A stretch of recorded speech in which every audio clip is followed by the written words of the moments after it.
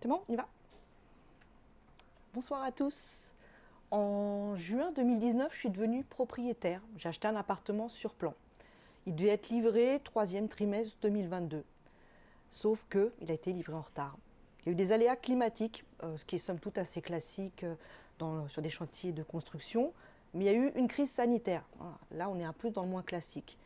Et la cerise sur le gâteau, ça a été quand on nous a informé que l'entreprise qui devait fabriquer des éléments de structure métallique de la façade, donc ce qu'on pose en dernier, et poser cette structure, fait faillite. Résultat, j'ai eu les clés de mon appartement en octobre 2024. 2 ans de retard. Est-ce que c'est parce qu'on construit des bâtiments comme des logiciels? Parce que, somme toute, un projet livré en retard, ça ressemble pas mal à l'informatique. Hein? Donc c'est ce qu'on va voir aujourd'hui. À propos de moi, aujourd'hui je suis développeuse, j'ai fait une reconversion professionnelle en 2015 et depuis j'exerce principalement dans les sociétés de services pour des entreprises, donc je vais chez des entreprises plutôt principalement publiques, j'ai fait du privé, je travaille dans l'écosystème JavaScript, parfois les bacs sont en Python, en Ruby, beaucoup d'API et j'ai surtout travaillé sur des architectures applicatives orientées web. Mais avant ça, j'ai fait des études pour devenir architecte que j'ai arrêté en 5e année. Et c'est un peu pour ça que je vais vous comparer les deux univers. Il faut que je vous dise un truc aussi, c'est que j'ai étudié dans les années 2000. J'avais plusieurs professeurs, des architectes par exemple en activité, des sociologues, des historiens. Et ce qu'ils nous ont enseigné, c'était leur point de vue, leur vision de l'architecture. Donc il y a d'autres points de vue. Mon école était en Île-de-France, en Europe. Il existe d'autres points de vue. Et côté monde informatique, j'ai principalement travaillé en craft et agile à des degrés divers. C'est quoi un architecte? Donc pour devenir architecte, il faut 5 ans d'études. Ensuite, on présente un diplôme devant un jury. Un sujet de diplôme, ça pourrait être restructurer les accès piétons de la gare Lyon-Perrache pour voilà. Vous savez de quoi je parle. Et ensuite, il faut passer 1 an dans une structure pour consolider les acquis théoriques par la pratique du métier en situation. Que fait l'architecte? En général, il répond à une commande, à un projet d'architecture, je ne sais pas, un hôpital, et il va produire des documents et des plans où il aura donné toute la vision de ce à quoi doit ressembler l'édifice. Pendant mes études, les profs nous ont dit vous devez être capable de travailler à différentes échelles. Dessiner un bouton de porte, mais également pouvoir restructurer un quartier entier. Alors, une chose à savoir, c'est que c'est une profession réglementée en France et dans d'autres pays d'Europe. Il existe un ordre des architectes et l'acte architectural est soumis à plus de 10 000 lois et ordonnances et plus de 100 000 décrets. Ce qui fait qu'on est considéré comme jeune architecte jusqu'à 40 ans. Et si on considère qu'on poursuit un cursus d'architecture tout de suite après le bac, ça fait 15 années d'expérience pour se dire à peu près senior. Pour comparer les deux univers, j'ai choisi de prendre 5 points de comparaison. On aurait pu en avoir un peu plus, mais c'est les 5 points qui, moi, m'ont paru essentiels. Le premier, c'est la complexité. Quand c'est complexe, ça nous oblige à créer, développer, construire sur la contrainte. On doit utiliser sa créativité pour résoudre des problèmes. Alors, ce bâtiment, c'est la Philharmonie de Jean Nouvel à Paris. C'est une salle de spectacle dans lequel on trouve aussi des expositions. Il y a des salles où on peut écouter de la musique répétée. Et ce bâtiment a été complexe à concevoir. Pourquoi? Parce qu'en fait, il a fallu respecter de nombreuses contraintes. Donc des contraintes physiques liées à la gravité. Une toiture comme ça, avec plein de courbes, faut s'accrocher pour la dessiner et s'assurer que ça tient. C'est hors de question qu'un bâtiment s'écroule. Il y avait un budget à respecter. Le programme, bien sûr, il faut que la salle de spectacle soit accueillante, que l'acoustique soit aux normes parfaites. Et puis, rappelez-vous, des 10 000 lois à respecter, c'est complexe. Je vous mettrai dans les PDF la définition Wikipédia, vous la lirez, vous verrez l'étendue des choses à prendre en compte. Quand je suis arrivée dans le monde du dev, je me suis rendu compte que c'était tout aussi complexe en fait. Le dessin que vous voyez là, c'est issu d'une présentation de Suzanne Kayser sur comment faire des architectures en microservices. Et je trouve que ça illustre pas mal ce à quoi on est confronté tous les jours. Donc même quand on doit bouger une petite portion de code, on se rend compte que ce bout de code, où ces fonctions, ces modules, ces différentes parties interagissent les unes avec les autres, sont dépendantes, il y a des interactions et il y a toujours une complexité cognitive assez importante dès qu'on doit rajouter un bout de code. Et si on devait rajouter un autre élément, je ne sais pas, un cache, on rajoute encore de la complexité parce que qui dit cache dit invalidation de cache et d'autres problèmes et d'autres problèmes. Face à cette complexité, en fait, on a des solutions. Parce qu'en fait, en architecture, on nous a toujours dit qu'il ne fallait pas réinventer la roue. Pourquoi? Parce que quelqu'un est déjà passé, a déjà vécu notre problème et y a apporté une solution. J'ai passé littéralement les 2 premières années de mes études d'architecture à étudier ce qui s'était fait avant. Les styles d'architecture, les styles de bâtiments et comment les villes se sont formées, enfin de l'histoire de l'art. Et en fait, l'être humain n'a pas tant évolué que ça. On a toujours besoin de se nourrir, de se laver. Donc, faire un lieu où on doit préparer à manger, un lieu où dormir, un lieu comme ce théâtre romain qui a plus de 2000 ans, où on veut donner des spectacles ou prendre la parole, il y a déjà eu des solutions. Et ça m'amène à un architecte qui s'appelle Christopher Alexander, qui a beaucoup travaillé sur la notion de pattern, qui est la notion qu'on utilisait aussi en architecture. Et lui, en fait, son idée, c'est qu'il a fait une cartographie, il a recensé toutes les formes d'architecture. Alors ça peut être un bâtiment, une place, une ville, qu'on retrouvait un peu partout dans le monde. Et son idée, c'est que ça, c'est ce qu'il appelle de la good architecture, parce qu'en fait, il y a eu un processus itératif tout au long des années pour améliorer les formes et répondre aux besoins. Et ça, donc un pattern, si on a une définition à donner, ce serait la formalisation d'une idée correspondant à une solution. Et Christopher Alexander, il se trouve que c'est une référence totalement assumée et qu'on retrouve dans de nombreux ouvrages, notamment le livre Design Patterns du Gang of Four. Ken Beck et Ward Cunningham le citent. Et l'architecture, ça fait des milliers d'années qu'on conçoit des bâtiments. Et ce qui m'a interpellée, c'est que le monde de l'informatique est une science relativement jeune, et pourtant, on a déjà tout un tas de solutions disponibles, donc les design patterns. On a des paradigmes de programmation, la programmation orientée objet est décrite, on sait comment faire. On a des styles d'architecture, enfin, CQRS, tout ça. Et on peut piocher là-dedans. Et l'idée que je trouve qui est intéressante, c'est que ça n'empêche pas d'innover. En fait, on peut utiliser tel pattern. Et notamment, ça m'amène au 3e point, c'est l'idée de contexte. Parce qu'en fait, on a une boîte à outils, ok, on a plein de connaissances, mais ce qui est important, c'est de l'utiliser à bon escient. Donc, dans le monde de l'informatique, vous avez sûrement déjà entendu ces phrases. Donc, si vous avez un seul outil qui est le marteau, tous vos problèmes ressembleront à des clous et qu'il n'y a pas de silver bullet. Donc, cette idée de faire attention au contexte, elle est dans l'informatique. Et côté architecture, je voulais vous parler de Le Corbusier, qui est un architecte franco-suisse. Et en 2022, il décide de faire un plan pour une ville de 3 millions d'habitants, qu'il appelle la ville radieuse. Donc ce que vous voyez au milieu, ce sont des immeubles. Donc je pense que c'est 3 millions, enfin, je ne sais pas comment ça rentre. En 2022, on sait construire en béton, en acier. J'ai dit combien? 1922, pardon. En 1922, on sait construire des immeubles de grande hauteur en béton et acier. Lui, il voit une ville un peu industrielle, rationnelle. Donc, on a des habitations au milieu, on a des quartiers où on va aller travailler, des quartiers où on peut aller s'amuser. Il anticipe déjà l'usage de la voiture, donc il y a des grandes voies qui traversent la ville. bon, il pense quand même à mettre un peu de verdure.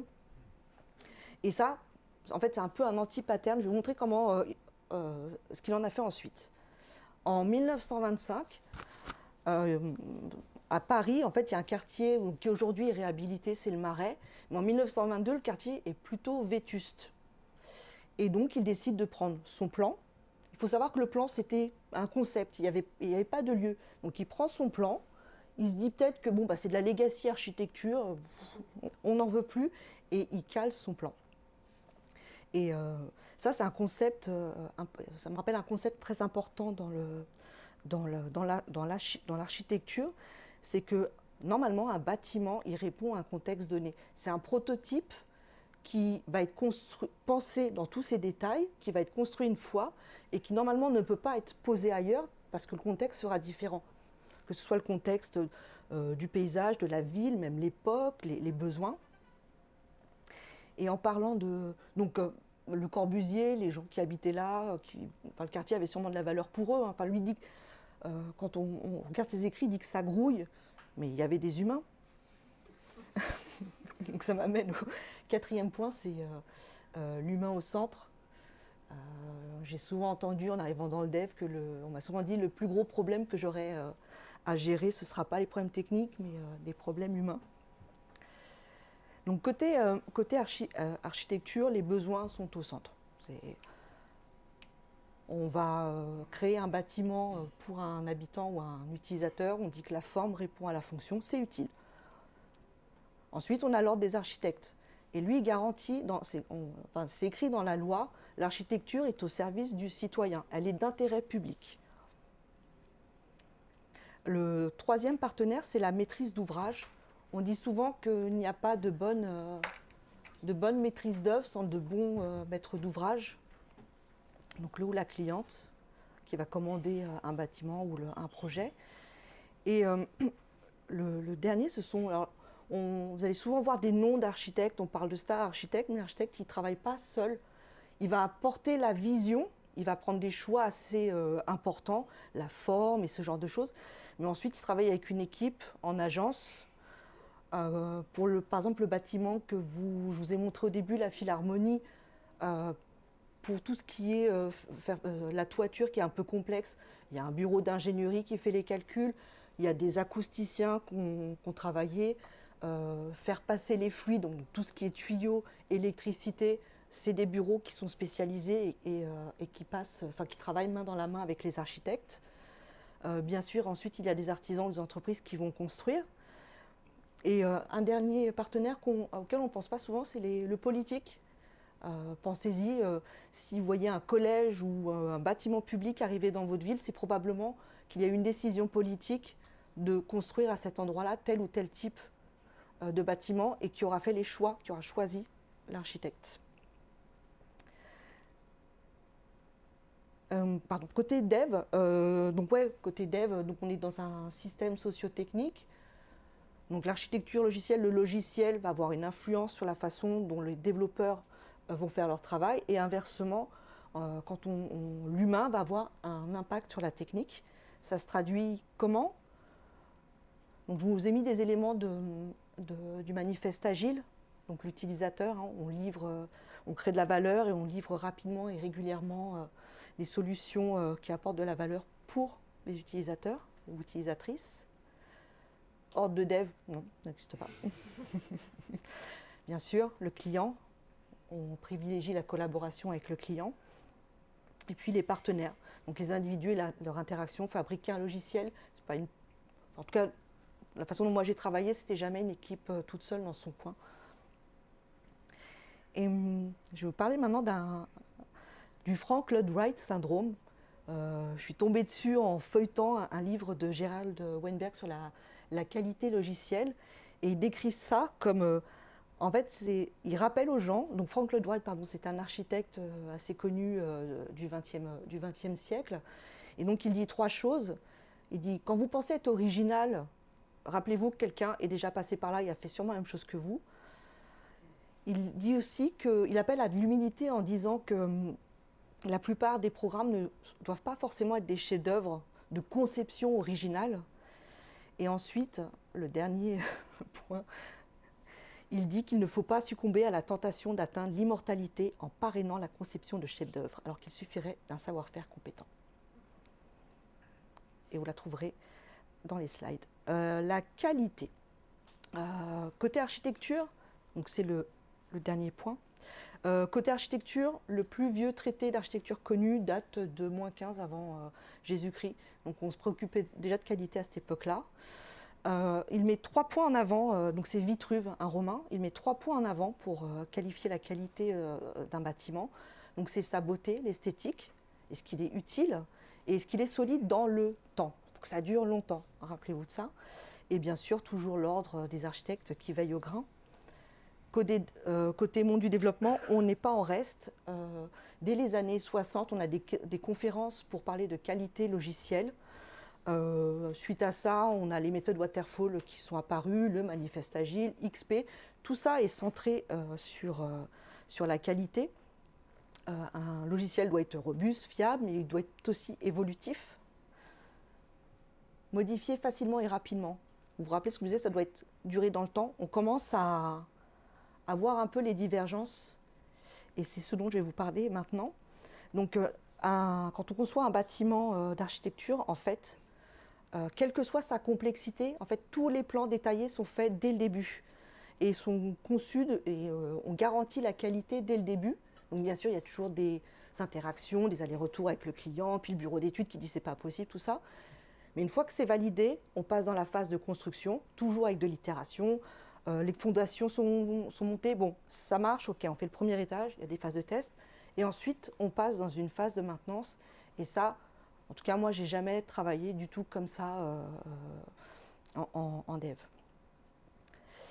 Enfin, peut-être la question que vous vous posez, c'est, ok, on a 5 grands principes qui se rejoignent, mais est-ce qu'un architecte logiciel, c'est un architecte du bâtiment? Est-ce que c'est pareil? Alors, pour en revenir au défi, allez voir des définitions de ce qu'était l'architecture logicielle.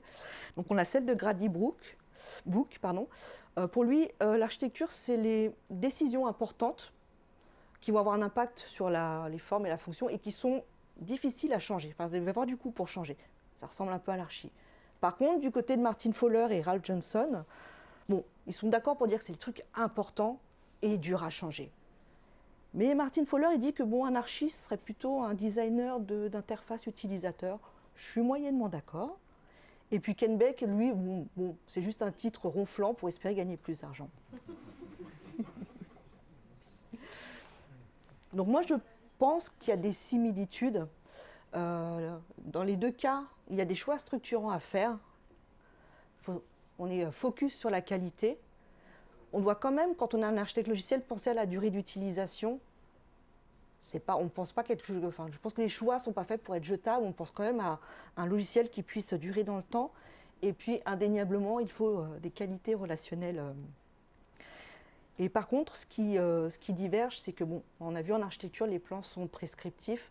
Vous dessinez un hôpital, vous n'allez pas le transformer en piscine demain sans quand même quelques changements. C'est prescriptif dans le sens où il faut faire ce qui a été dessiné, quoi. Et l'usage contraint, c'est on ne transforme pas un hôpital en piscine du jour au lendemain. Et puis, ce que je vous montrais, la façon dont on conduit le projet, on construit et on passe dans une phase de maintenance. Bémol, ça c'est pour l'architecture. Si on se passe du point de vue urbain d'une ville, c'est un petit peu différent, mais ce n'est pas l'objet de cette conf. J'arrive à la fin. Merci. J'espère vous avoir donné un peu envie de vous intéresser à l'architecture bâtiment. Et puis, je voulais rajouter quelque chose, c'est que en préparant ce talk, et je me suis dit, mais moi je suis dev, mais tout ce qu'il y a à apprendre, tout ce qu'il faut, enfin, est-ce qu'il ne faudrait pas 15 ans en fait pour que je passe de dev à archi? Et d'ailleurs, comment, enfin, moi je me pose la question, comment je passe moi de dev à archi? C'est quoi le chemin? Merci beaucoup. Je vous ai mis à me donner du feedback.